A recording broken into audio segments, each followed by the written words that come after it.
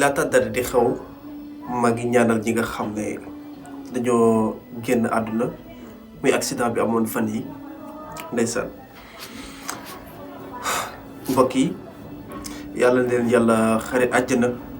ngeen bi leen ma ci commentaire rek allahumma amin ngir ñu defal leen ko macha allah.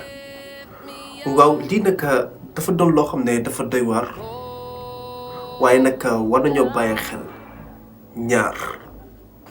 ci ñaar yooyu kese lay ñëw bi si njëkk mooy ñi nga xam ne ñooy dawal war nañoo bàyyi xel ci li nga xam ne moom la ñuy dawal te aussi tamit war na di saytu seen oto yi laataa ñu koy teg ci télé bi di ko dawal parce que benn ay doomu aadama la ñuy sëf ñaar ñoo xam ne maanaam dara lañ war a doon ëllëg ci seen kanami njaboot wala dara lañ war a doon ëllëg ci doomu aadama yi ñett am na ñoo xam ne sax maanaam jotaguñoo def dara ci àdduna léegi ñu mel noonu dañ leen di sëf ci biir oto bi kon ngelawaay war nga di saytu sa oto war nga di ko xool bu baax a baax ndax amul dara loo xam ne da cee manqué ndax amul dara loo xam ne mën na laa indil gàllankoor ci yoon bi parce que loolu kat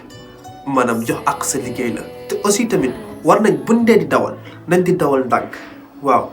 parce que kat léeg-léegi dafay am tëli yoo xam ne dafay xat léeg-léegi dafay am tëli yoo xam ne dafay bëri ay jàdd-jàdd kon kooku noonu boo dee dawal vitesse di daw bu baax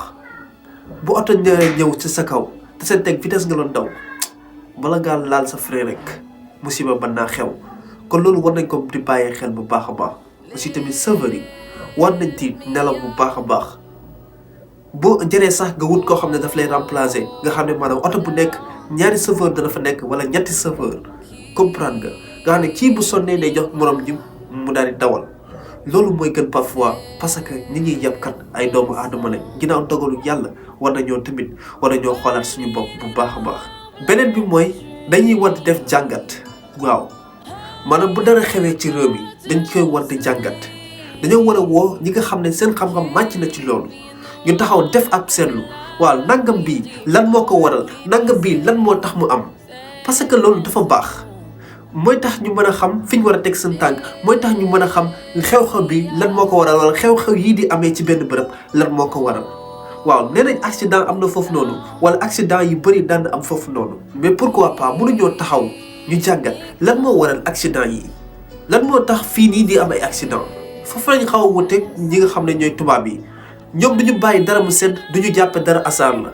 ñoom bu dara xewee il faut que ñu woo seeni expert ci wàll boobu noonu ñu saytu topp kaa bi aba sedd ndax ñu mën a xam lan mooy xew-xew bi lan moo ko waral bu ko defee maanaam ëllëg ñu maytu ko waaye du mbir mi ñu toog naan fii nii tali bi dafa xat ñu toog naan yoon bi nangama fi nekk non non nañu xool ba saytu ba xam mbir mi lan moo ko waral bu fekkee luñ war a maytu la ñu maytu ko